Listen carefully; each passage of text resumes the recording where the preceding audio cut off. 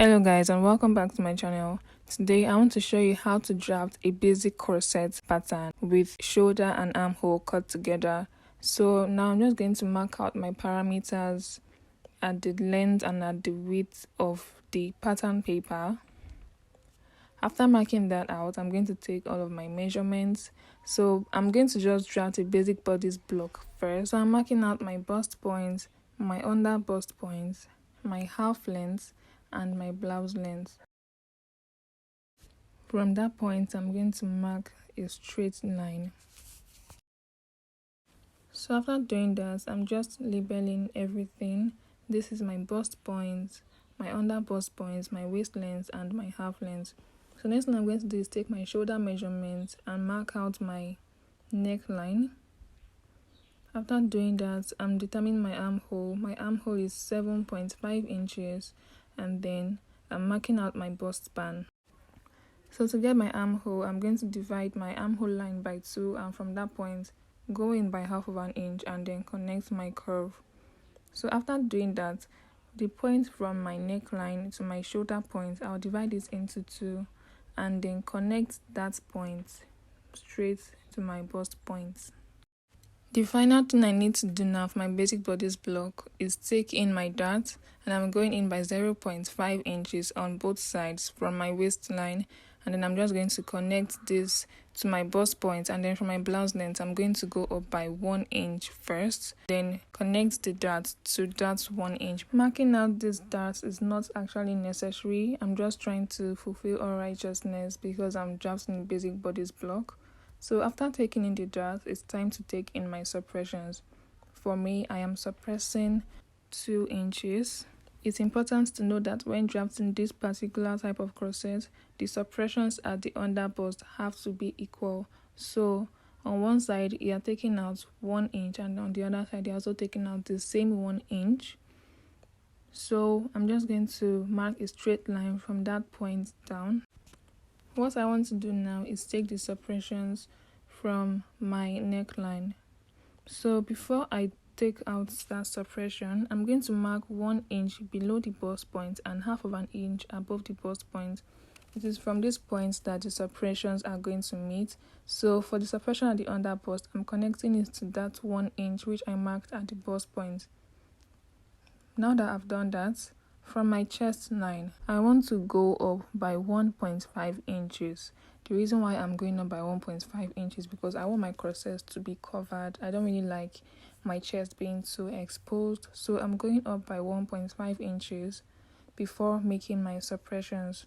Whatever I have at my under bust for my suppression is what I'm going to take out of my neckline. I have 2 inches, so I'm going to mark out 0.7 inches for the part going towards the bust span area, that's towards the center front, and then towards the side I'm going to mark 1.25 inches. So 0.75 and 1.25 inches, and then from that point again I'm going to go in by 0.25 on both sides. This is to avoid gaping, and then I'm just going to connect this towards the half inch which I marked earlier.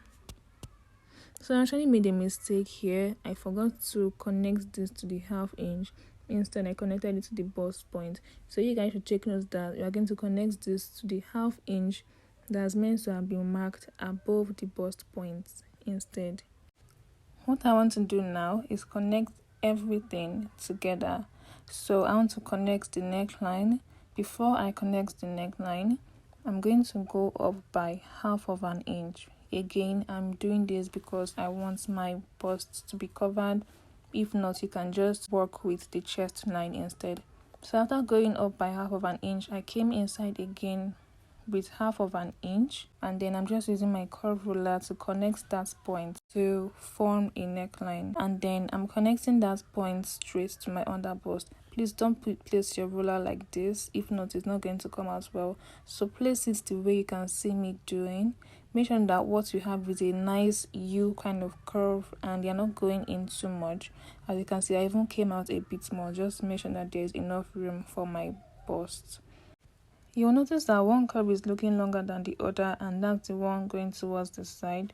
So we are going to measure the both of them. This first curve is 8 inches and the other one is 7 inches. So this one is short by 7 inches. If you cut out your pattern like this, you are going to end up having issues when sewing because one cup will be longer than the other.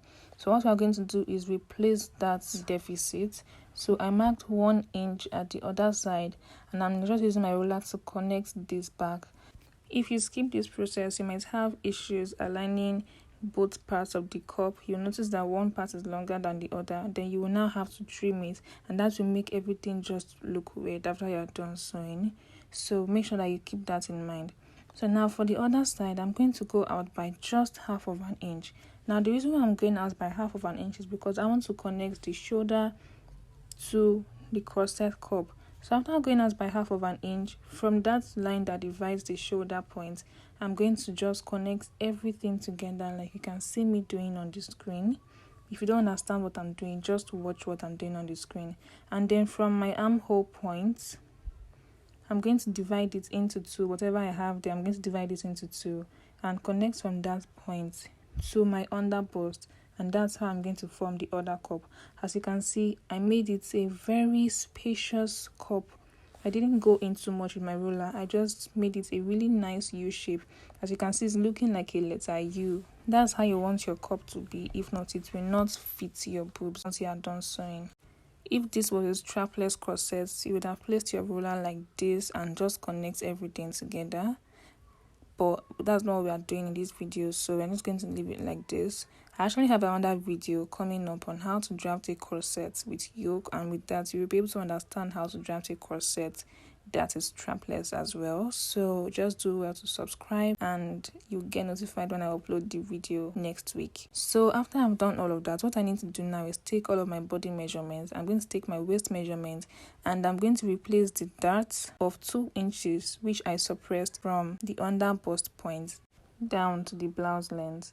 So after doing that, I added 1.5 inch as my sewing allowance, and then I'm taking my bust measurement now. Whatever I have as my bust measurements is what I'm going to be using for the measurements at my chest line.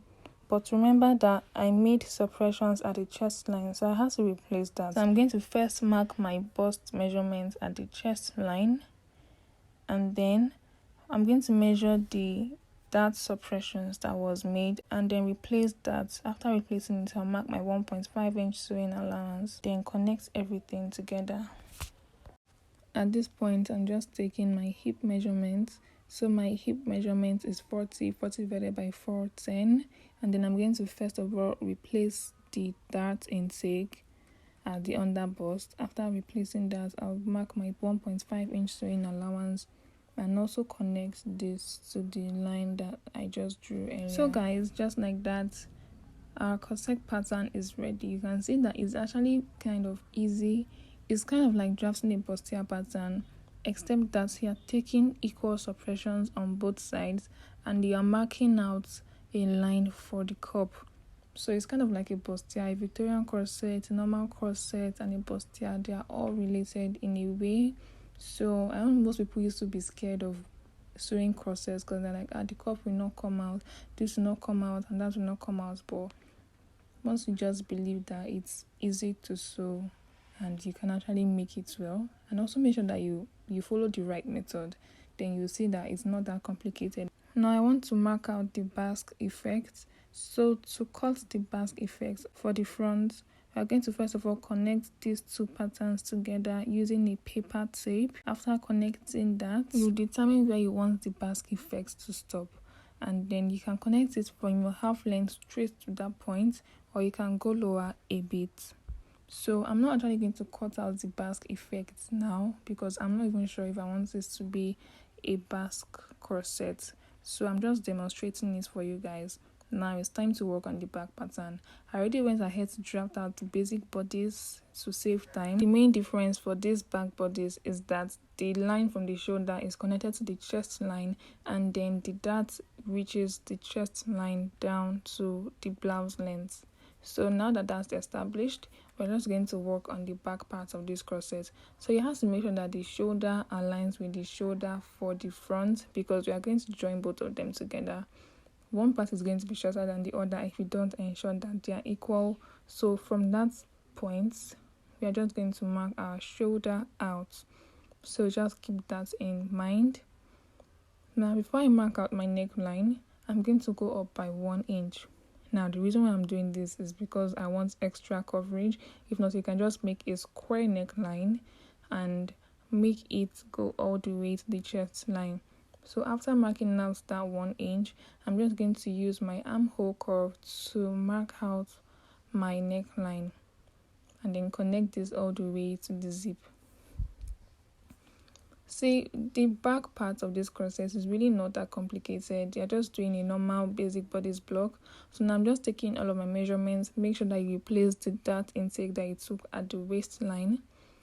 So after taking all of my measurements, I'm just going to connect everything together. After doing that, I came up by 1 inch and just made a curve. But now I'm just using this as a demonstration. I'm not actually going to cut it out because I'm still going to cut a basque effect later. So that's just like an illustration.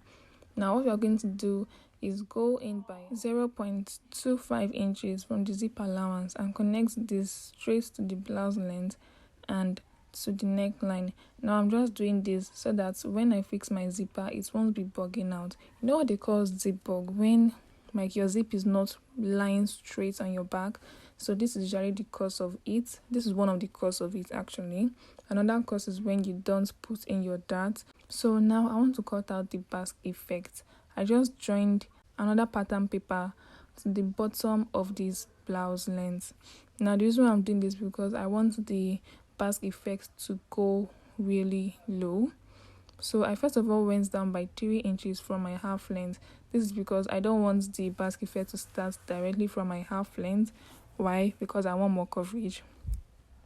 So after doing that, I'm just measuring where I want the basque effects to stop, and then I'm going to use my ruler to connect everything together. So guys, after doing that, I'm also going to mark that out for the back pattern. Here I'm just making sure that the waistline aligns and everything is going to be equal. So I first of all placed my back pattern on my front pattern to mark out the points where the basque effect started from, and then I'm just going to connect this up to my center back. Now this is just me checking whether the lines align, so now when I join everything together it will be equal. So now that I've checked that, I'm just going to cut everything out and then we are done. So this is how to draft a corset pattern with a basque effect and shoulder cut together with the cup. So thank you guys so much for watching, and I'll upload a video soon on how to sew this pattern together.